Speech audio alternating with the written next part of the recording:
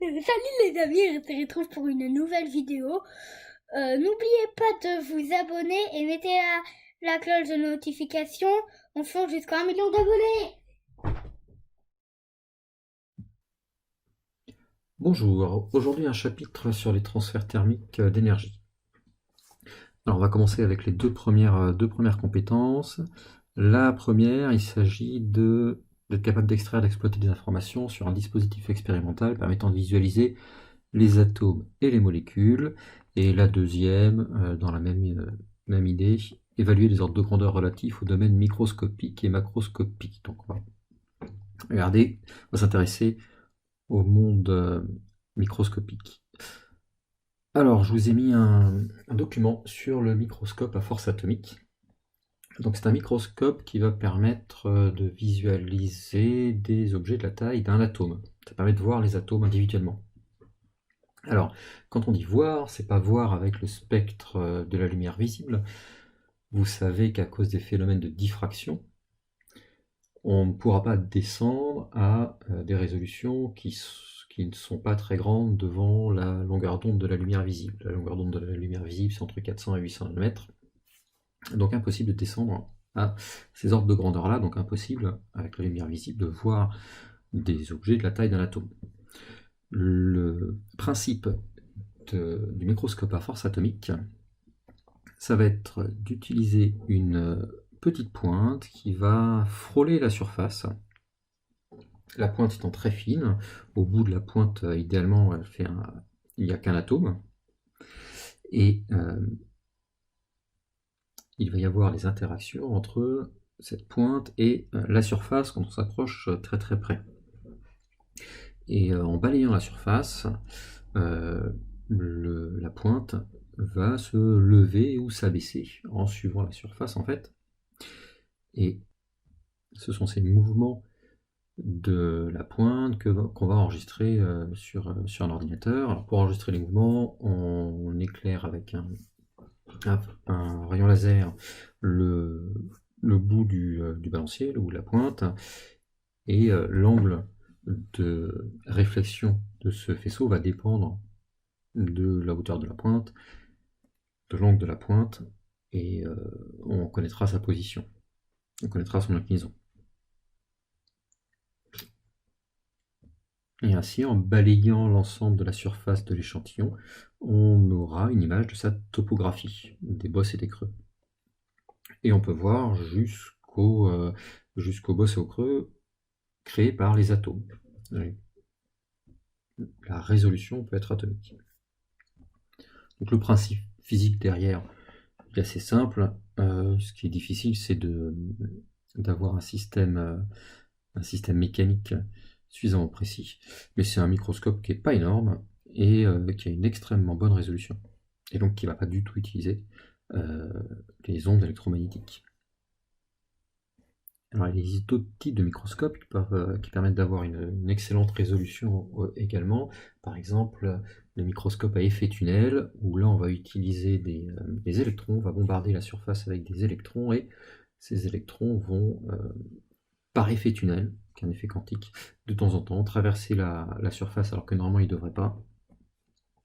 Et en repérant ces électrons qui traversent la surface, on peut déduire l'épaisseur de la surface et donc avoir là encore une image de la topographie d'un échantillon. Alors, deuxième compétence, évaluer des ordres de grandeur. Donc là, je vous mets juste un petit calcul avec l'onde d'Avogadro qui va permettre de passer du macroscopique au microscopique. Donc le nombre d'Avogadro Na, c'est le nombre d'entités dans une mole, c'est 6,02 10 puissance 23. Mol moins 1. Puisque c'est 6,02 10 puissance 23 entités par mol.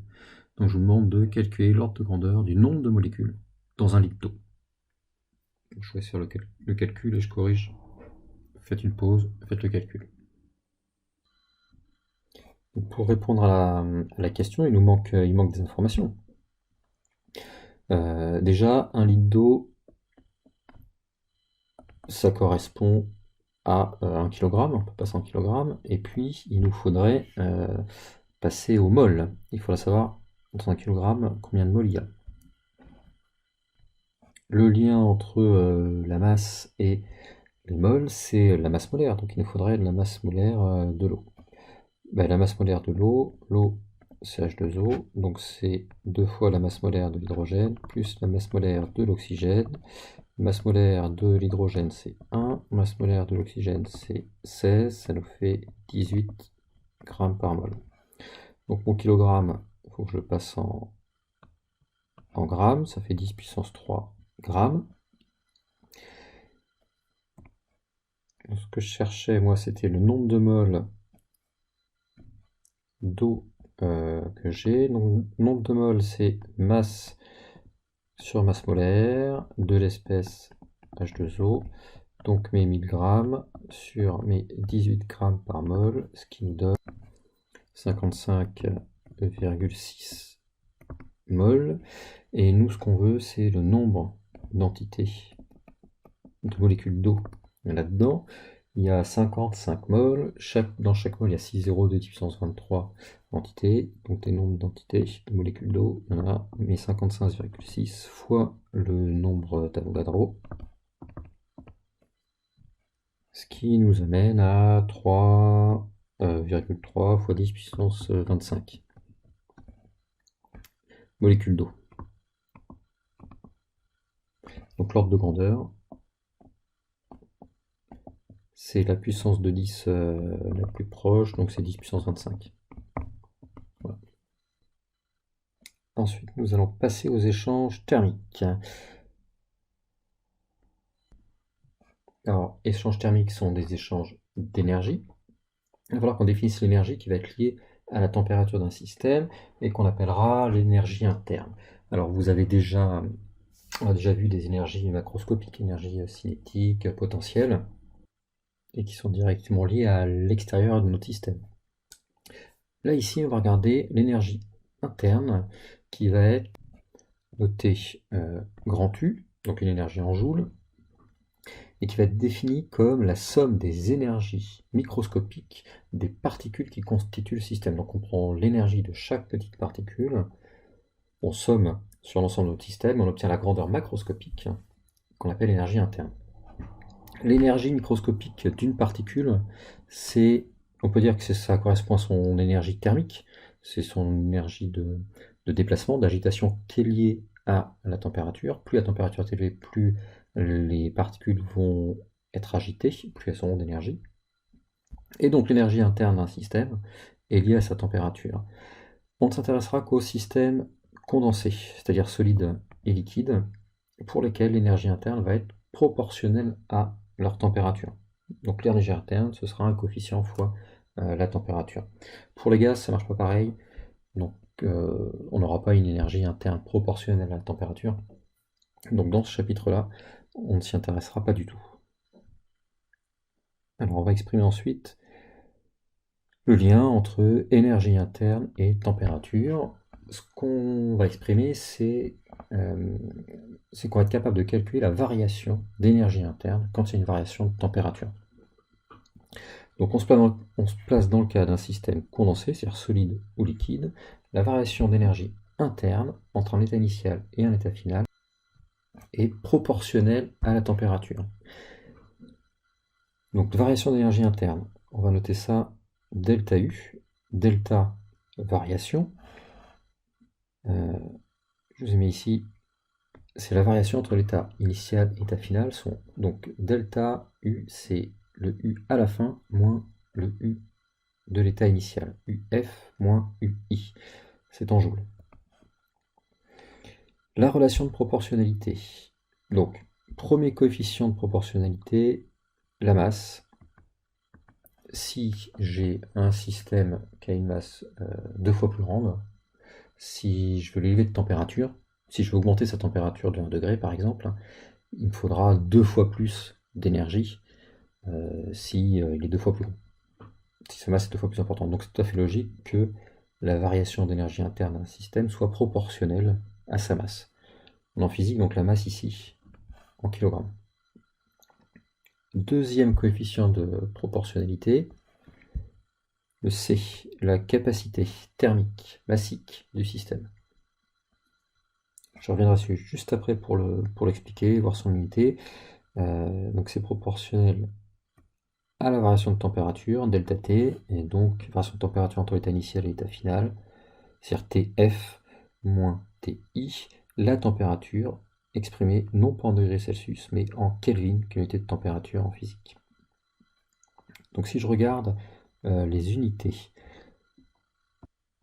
pour avoir l'unité de C, je peux exprimer, si j'exprime C en fonction du reste, donc j'ai delta U qui reste à gauche, et puis il faut que j'enlève le M et le delta T. Donc delta U c'est des joules, M c'est des kilogrammes, delta T on a dit que c'était des Kelvin, donc ça me fait un C, une capacité thermique massique en joules par kilogramme par Kelvin. En joules par Kelvin par kilogramme, j'avais noté. Alors si j'exprime ce que c'est, en français, je vais mieux comprendre ce que ça représente. Alors ça correspond à des joules, donc c'est à une énergie. Donc c'est l'énergie qu'il va falloir donner à 1 kg de mon système pour qu'il augmente sa température de 1 degré. Si je prends l'exemple de l'eau, pour l'eau liquide, la capacité thermique massique vaut 4,18 kJ par kilogramme par Kelvin. Ça veut dire que si je prends 1 kg d'eau, 1 litre d'eau, si je veux augmenter sa température de 1 degré, de 1 Kelvin, il faudra que je lui fournisse 4,18 kJ. Donc dans cette partie, les formules, il n'y a même pas besoin de les apprendre. Les capacités thermiques sont toujours données, vous n'allez pas en connaître, vous n'allez pas les connaître. Donc quand vous avez une capacité thermique, vous avez son unité. Si vous avez son unité, vous avez la formule pour savoir comment l'utiliser. Vous avez des joules par Kelvin par kilogramme. Vous cherchez l'énergie, vous cherchez des joules, il faut multiplier par les Kelvin et multiplier par les kilogrammes. C'est assez simple. Une remarque sur l'échelle Kelvin. Je vous ai dit à fournir à 1 kg du système quand on augmente de 1 degré. Oui, d'ailleurs, je ne l'ai pas bien noté. Un système pour augmenter sa température.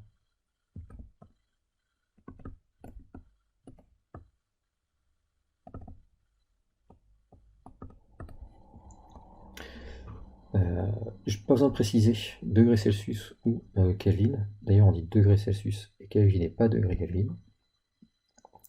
Comme l'échelle Kelvin, c'est la même échelle que l'échelle degrés Celsius qui est décalée de 273,15 degrés, c'est-à-dire que le zéro absolu, le 0 Kelvin, c'est moins 273,15 degrés Celsius. Une variation de température de 1 degré Celsius et de 1 Kelvin, c'est pareil, c'est la même valeur. Donc c'est pas la peine de faire les conversions, c'est-à-dire que si vous passez de 20 à 25 degrés Celsius, vous gagnez 5 degrés Celsius, vous gagnez 5 Kelvin, puisque il faut faire moins 273,15 à 20 et à 25, les deux se simplifient. Donc ça revient au même. Un exemple de calcul, on place une pièce de 20 centimes d'euros, de masse 5,70 grammes, à température ambiante, 20 degrés, dans une casserole d'eau bouillante à 100 degrés. Il faut calculer la variation d'énergie interne de la pièce, dont vous avez la capacité thermique massique qui vaut 372 joules par Kelvin par kilogramme. La variation d'énergie interne, delta U, donc le U final moins le U initial, c'est, vous avez des joules par Kelvin par kilogramme, il faut multiplier par Kelvin, il faut multiplier par les kilogrammes. Les kilogrammes, c'est la masse M, la capacité thermique massique C, et les Kelvin, j'ai noté delta T. La masse M, il faut la mettre en kilogrammes. On avait 5,70 grammes, donc 10-3 kg. Capacité thermique massique 372, et le delta T, j'arrive à 100 et je suis parti de 20. Donc 100 moins 20. remarque, c'est pour la peine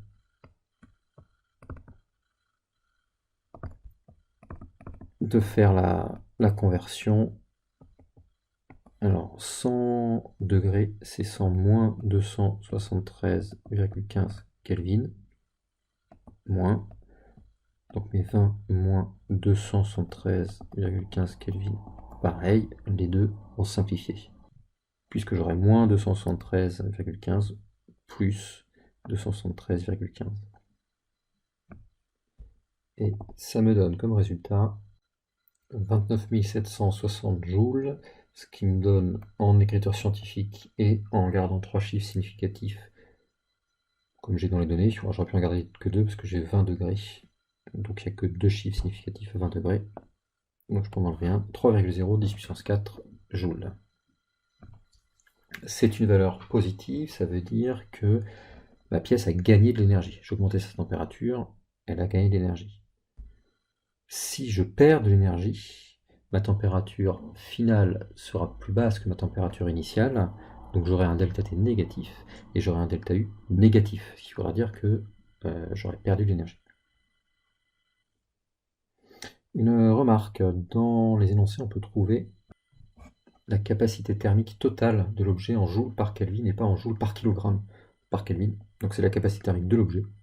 Dans ce cas-là, il n'y a pas besoin de multiplier par la masse, elle est déjà prise dans le C. Donc le delta U, ce sera C fois delta T. C fois T final moins T initial. Avec là-dedans le C en la capacité thermique totale en joules par Kelvin. Et le reste pareil. Un exemple. Avec un bol de soupe qui va refroidir. Il est initialement à 50 degrés, on le place dans un réfrigérateur et on sort quand il a 42 degrés. Calculez sa variation d'énergie interne, dont vous avez la capacité thermique qui vaut 1,05 10 puissance 3 joules par Kelvin. Donc joules par Kelvin, il n'y a pas le par kilogramme, donc il n'y a pas besoin de multiplier par la masse de la soupe, c'est déjà dans la capacité. Donc c'est le C delta T. Le C, c'est 1,05 à 10 puissance 3.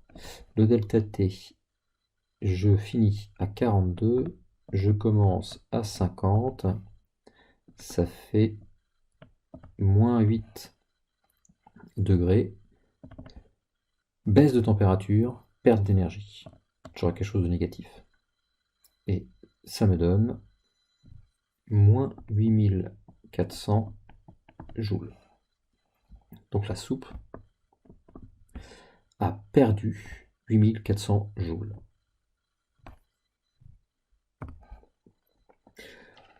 Le delta U égale moins 8400, c'est la soupe a une variation d'énergie interne de moins 8400 joules, donc elle a perdu 8400 joules. Ensuite, alors différents types de transfert d'énergie. Il y a 3 grands types de transfert thermique d'énergie entre deux systèmes. Le transfert thermique d'énergie, on va le noter Q. Donc, quand vous voyez la notation Q, c'est une énergie qui vient d'un transfert thermique, l'énergie thermique. Alors, donc, 3 modes de transfert thermique. La conduction, c'est par contact, sans transport de matière. Par exemple, vous tenez ici à la main un morceau de fer que vous plongez dans le feu, et bien au bout d'un certain temps, ça va vous brûler la main parce que il y a transfert thermique entre la partie du fer qui est chauffée et la partie de l'autre côté que tient votre main. Donc ça, c'est la conduction. La convection, c'est un transfert thermique provoqué par le mouvement interne du fluide. Ça n'a lieu que dans les fluides, c'est-à-dire les gaz ou les liquides. Les mouvements de convection, vous pouvez les voir quand vous faites chauffer une casserole d'eau. C'est un magnifique dessin de casserole. Et si vous faites chauffer une casserole d'eau, vous avez des mouvements de convection qui vont faire quelque chose comme ça. Si vous regardez un peu, les bulles, ça part du centre et ça remonte et ça redescend.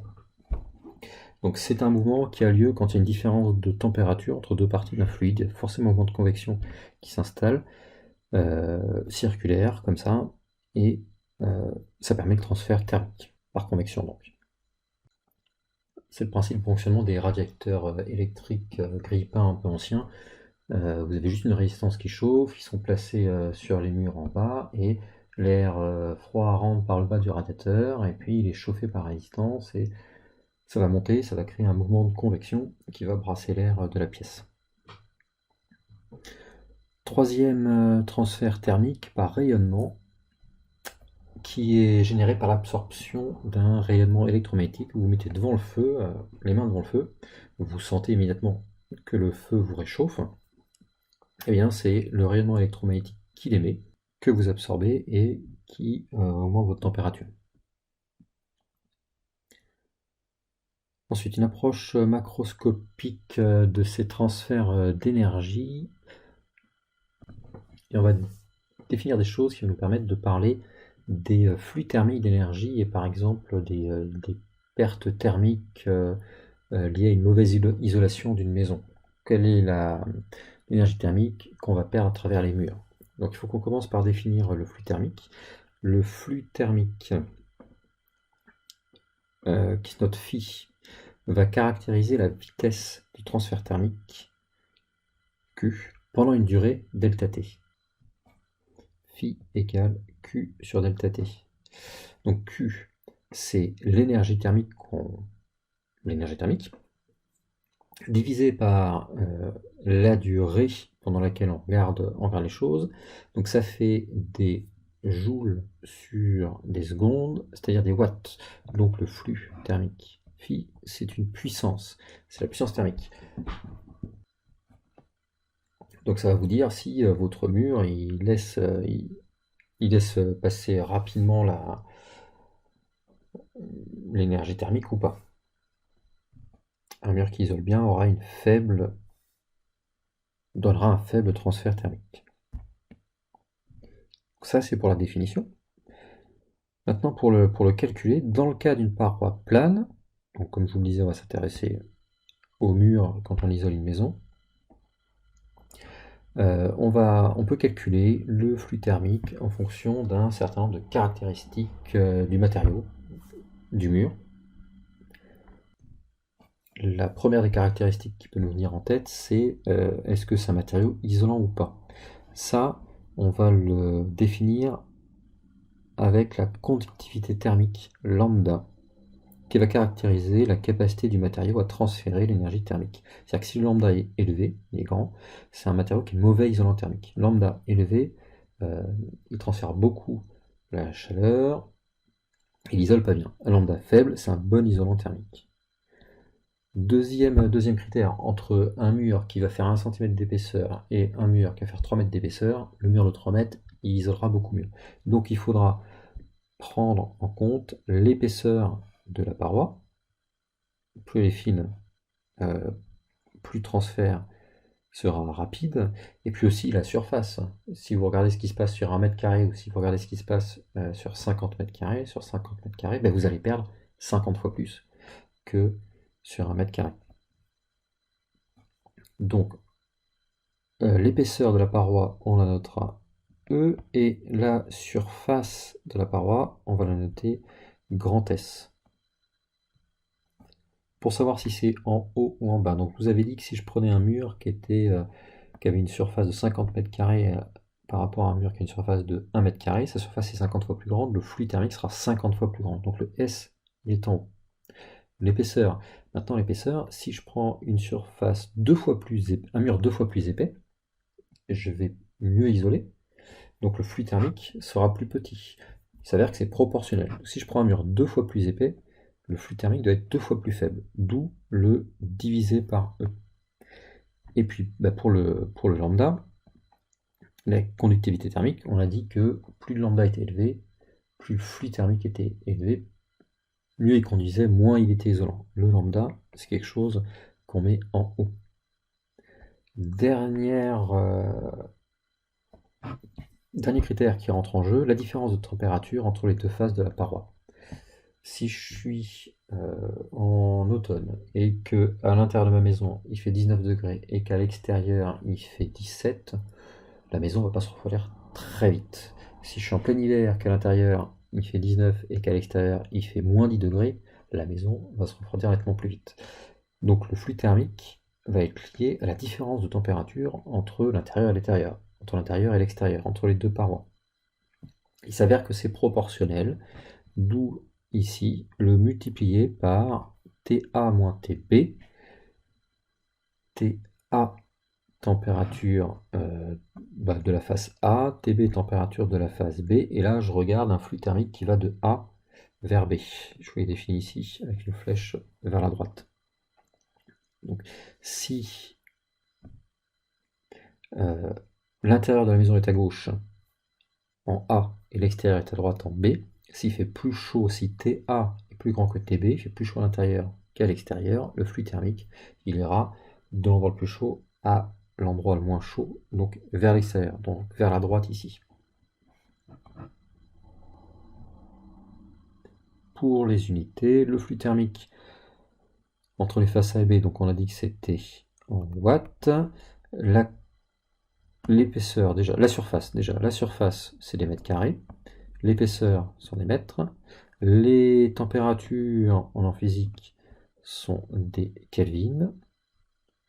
Et pour avoir l'unité de lambda, je peux utiliser, regarder ce que donnerait lambda si j'exprime en fonction des autres.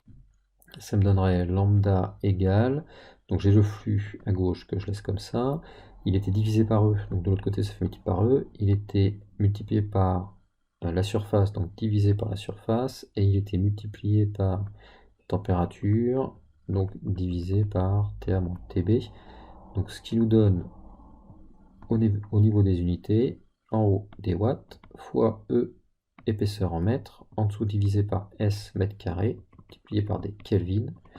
J'ai mètre en haut qui se simplifie avec le mètre carré du bas, ça fait des watts par mètre par Kelvin.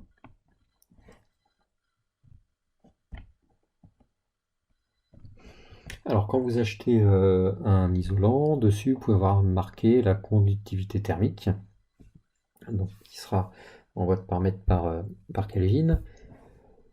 Et pour acheter le meilleur isolant, il faut que le lambda soit le plus petit possible. C'est pas hyper vendeur ça, de vendre quelque chose plus cher quand le chiffre marqué dessus est plus petit. On économie, enfin commercialement il va être plus intéressant de prendre une unité quelque chose d'inverse. Et du coup, plutôt que de parler de conductivité thermique, on peut parler de résistivité thermique. Et plus la résistivité thermique sera grande, plus c'est isolant, plus ça coûtera cher. Donc on va définir en dessous la résistance thermique, grand RTH. Et j'ai dit qu'il fallait prendre l'inverse. Alors l'inverse du matériau, de ce qui concerne le matériau. Ici c'est le lambda S sur E. Parce que le TA-TB, ça ne concerne pas le matériau, ça dépend de la saison. Hein. Donc c'est pas marqué dessus. Donc je vais prendre l'inverse de ce lambda S sur E. Je vais définir RTH qui vaut E sur lambda S. Donc ici je prends l'inverse de ce que j'avais mis en rouge. Et il s'avère que je peux faire une analogie électrique et où cette résistance thermique, qui donc ici est en Kelvin par watt, et qui me dit que plus elle est élevée, plus le mur va isoler, je peux lier ça, enfin relier ça, dire que c'est à peu près analogue à ce qui se passe en électricité avec la résistance thermique. Plus la résistance électrique est élevée, moins le courant électrique va passer, plus il y aura d'échauffement par effet Joule. Donc si j'écris la formule que j'avais là, si j'écris avec la résistance thermique, ça me fait phi égale, donc lambda S sur E, on a dit que c'était l'inverse de la résistance thermique. Donc 1 sur résistance thermique ici, fois donc le TA moins TB. Vous connaissez la formule en électricité qui fait intervenir la résistance, c'est la loi d'Ohm, U égale RI.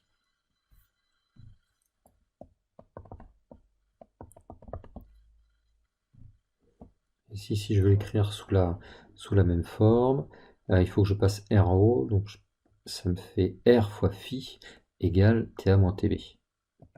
Donc TA moins TB égale résistance thermique fois phi. Analogie.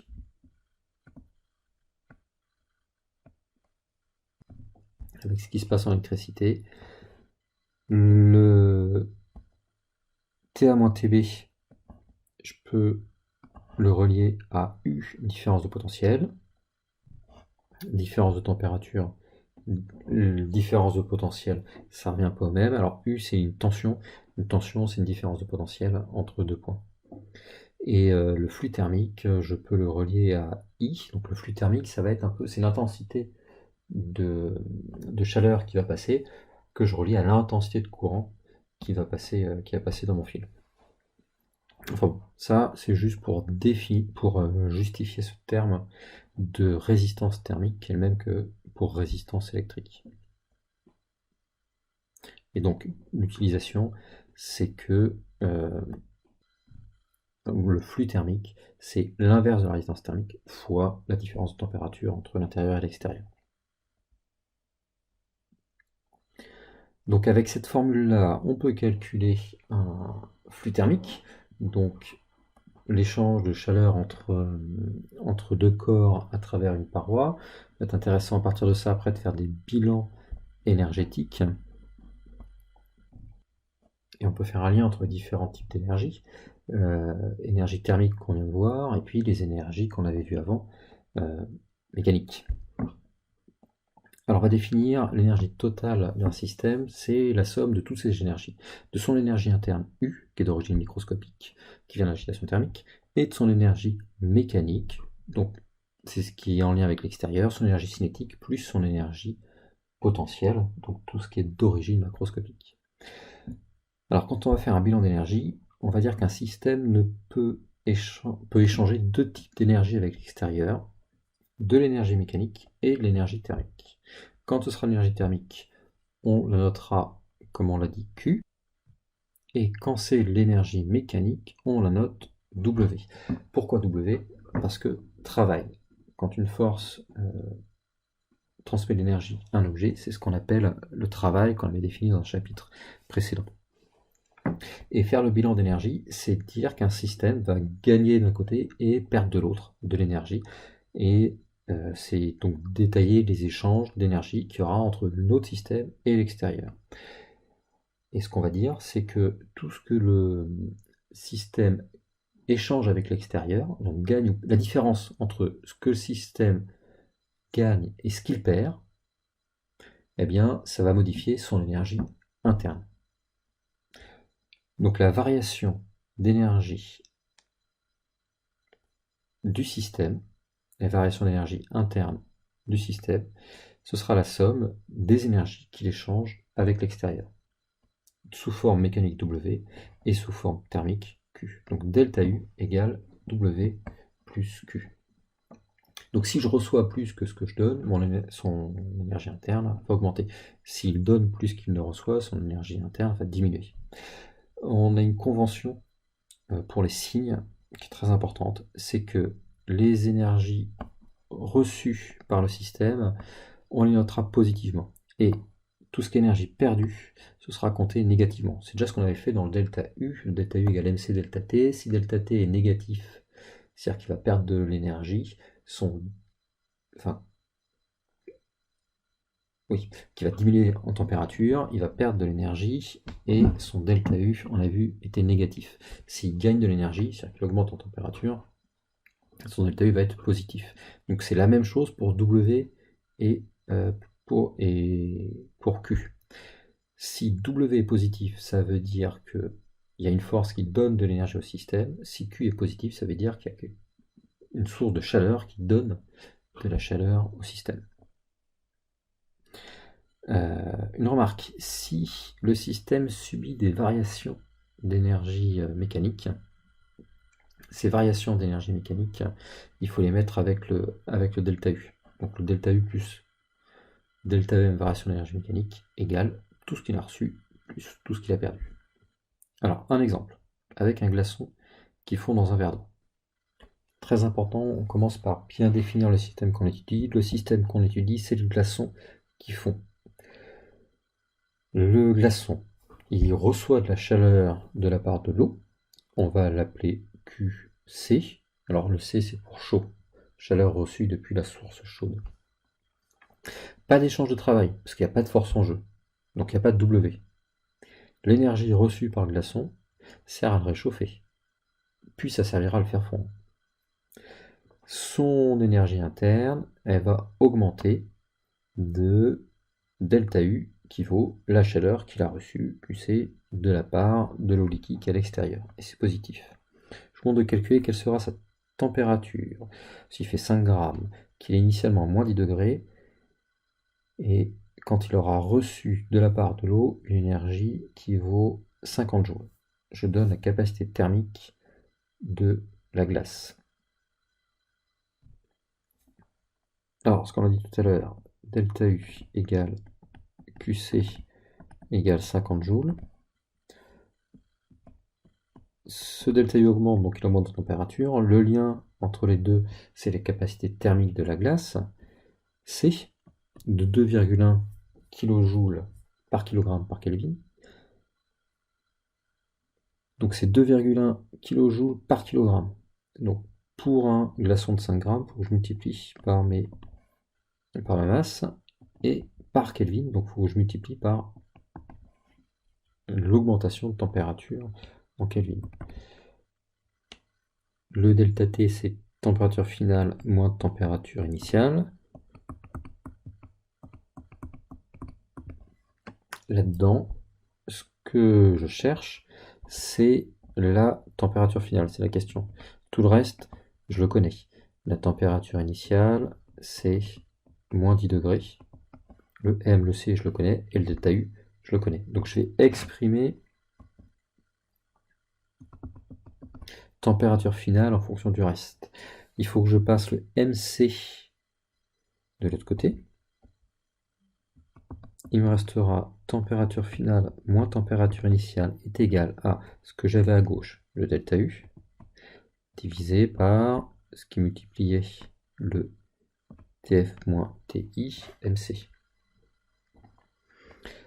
Ça, je passe le TI de l'autre côté, ça fait TF égale delta U sur MC plus température initiale, et je fais l'application numérique. Donc delta U, on a dit que c'était 50 joules, divisé par la masse 5 grammes, ce qui fait 5×10-3 kg, multiplié par C, 2,1 kJ par kg par Kelvin. Les kilogrammes et les Kelvin sont compatibles avec le reste des unités dans ma formule. Par contre, kilojoules, alors que en haut, mon delta U, j'ai mis en joules. Donc il faut que je passe ces kilojoules en joules. Donc il faut que je fasse x 10 puissance 3. Du coup, les deux simplifient. Plus TI qui vaut moins 10 degrés. Donc moins 10. Alors attention là-dedans. Pour la température, dans la formule, mon TF moins TI, c'est en Kelvin ou degrés. C'est sans importance. Donc je le prends ici en degrés directement, je n'ai pas besoin de passer par le Kelvin. Quand je fais le calcul, j'obtiens moins 5,2 degrés Celsius. Donc température finale de mon glaçon, moins 5,2 degrés. Alors une remarque ici, si j'avais trouvé une température supérieure à 0 degré, il aurait fallu que je change mon modèle, que je change mes calculs. Il aurait fallu que je dise que mon glaçon montait jusqu'à 0 degré, mais quand il arrive à 0 degré, il se passe autre chose, il fond. Et après, une fois qu'il est fondu, il a donné de l'eau liquide à 0 degré qui va augmenter jusqu'à la température finale. Le fait que le glaçon fonde, ça coûte de l'énergie. Donc ça prend on peut calculer l'énergie qui correspond à je fais fondre mes 5 grammes de glaçon. Mais c'est pas au programme de Terminal S. Donc pas la peine d'en parler plus. Bon, j'avais eu un souci avec une image qui était remontée. Alors j'ai mis correctement. Deuxième exemple, fonctionnement d'un réfrigérateur. Alors le réfrigérateur qui permet de refroidir son intérieur, son principe de fonctionnement repose sur la circulation d'un fluide qui va permettre les échanges de chaleur. On commence par regarder en haut ici le gaz frigogène qui circule dans le fond du réfrigérateur est très froid et on le fait circuler ici de haut en bas et il est très très froid, il va se réchauffer et refroidir à l'intérieur du réfrigérateur. Donc c'est ce qui se passait ici en 1. Ensuite, il sort à l'extérieur, il passe dans un compresseur. Donc il va comprimer le gaz, et comprimer le gaz, ça va augmenter sa température. Vous pouvez faire le test avec une pompe à vélo. Si vous bouchez la pompe à vélo et que vous comprimez, vous sentez que ça chauffe au bout de votre doigt. Parce que si vous comprimez un gaz, sa température augmente. Le fluide est chaud en sortant du 2, on va le faire passer dans le dos du réfrigérateur, circuler dans les serpentins, et il va donner sa chaleur à l'air extérieur et se refroidir. Donc du coup, à l'intérieur, là où c'est bleu, il prend la chaleur qui est dans le réfrigérateur, et quand il est au rouge là, à l'extérieur, il donne cette chaleur à l'extérieur. Ensuite, on le fait passer dans un détendeur où on abaisse sa pression rapidement, on le détend. Quand on fait ça, il se refroidit, il passe brutalement d'une température positive à une température négative. C'est ce qui se passe quand vous avez un aérosol et que vous faites sortir le gaz qu'il y a dedans. Quand vous appuyez, vous sentez que c'est froid quand ça sort. Parce que quand vous détendez un gaz, il se refroidit. Et donc il arrive froid, à moins 20 degrés, dans le réfrigérateur, et ainsi de suite. Donc le principe du réfrigérateur, c'est un fluide qui va circuler selon un cycle, prendre la chaleur dans le réfrigérateur et la donner à l'extérieur. C'est pour ça que l'arrière d'un réfrigérateur est chaud et qu'il faut lui laisser de l'espace derrière pour qu'il puisse donner cette chaleur. Je peux représenter ça sur le schéma en dessous. Au centre, je mets mon système, le fluide. Qu'est-ce qu'il reçoit? Donc, on a dit qu'il recevait de l'intérieur du réfrigérateur, il reçoit de la chaleur. Donc, c'est une flèche vers la gauche. Il reçoit, ça rentre bien par là. Cette chaleur, j'appelle QF, parce que c'est Q de la source froide. Donc, ce QF est positif, il prend. À l'extérieur, il va donner la chaleur QC. Alors, je dis qu'il donne la chaleur QC, et donc je dis que QC est positif, il donne la chaleur QC, c'est positif. Ça, si je l'ai mis cette forme-là, c'est pour être cohérent avec ce qu'il y a souvent dans les énoncés d'exercice et dans les sujets de bac.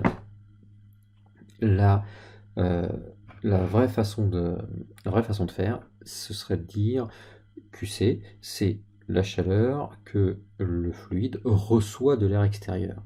Et dans ce cas-là, je mettrai une flèche vers la droite, et ce QC, il serait négatif. Là, j'ai pris que des grandeurs positives. Le fluide, lors des phases de compression et de décompression, il reçoit de la part du moteur un travail. Donc ça, c'est ce qui me coûte de l'argent. C'est le moteur, il fonctionne grâce à l'électricité que je vais payer. Et je vais dire que le fluide reçoit le travail W de la part du moteur, c'est reçu, c'est positif. Et pour faire un calcul, je vais dire que sur un cycle complet, le fluide, il revient dans son état initial. Donc il n'a pas de variation d'énergie interne. Il revient à la même température. Donc delta T vaut 0, donc delta U vaut 0. Donc quand il fait un tour complet, le fluide n'a pas subi globalement de changement, il revient dans le même état, donc son delta U vaut 0. Donc je vais dire que delta U égale 0, et ça c'est égal à tout ce qu'il a reçu ou donné. Il a reçu, c'est positif, W de la part du moteur, W cycle, sur un cycle en entier. Il a reçu de la source froide QF sur l'ensemble d'un cycle, donc c'est positif.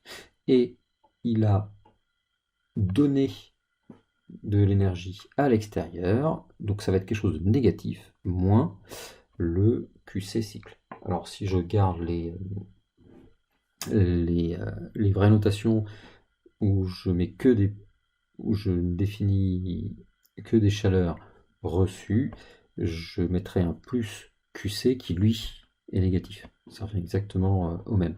Peu importe, il suffit de pas même si vous ne respectez pas un formalisme mathématique très rigoureux, il faut juste dire, je mets ce qu'il reçoit c'est positif, et ce qu'il donne c'est négatif, tout simplement. Et ouais, ça me permettrait de faire des calculs. Un autre exemple avec des échanges énergétiques. Je vous ai pris une capsule spatiale qui rentre dans l'atmosphère et donc les frottements de l'air exercent un travail sur la capsule qui la font s'échauffer. Et ça peut monter très haut en température. Alors je vais définir un petit peu, passer en revue tous les échanges d'énergie que subit la capsule. Donc déjà on a dit que comme ça frottait sur l'air, les frottements de l'air donnent un travail W. Non, pas donne. Vont ralentir la capsule, et donc ils vont prendre de l'énergie à la capsule. Donc le travail des frottements de l'air, c'est quelque chose qui est négatif. La variation de l'énergie interne de la capsule, delta U, eh ben, votre capsule elle s'échauffe, donc elle a un delta U positif.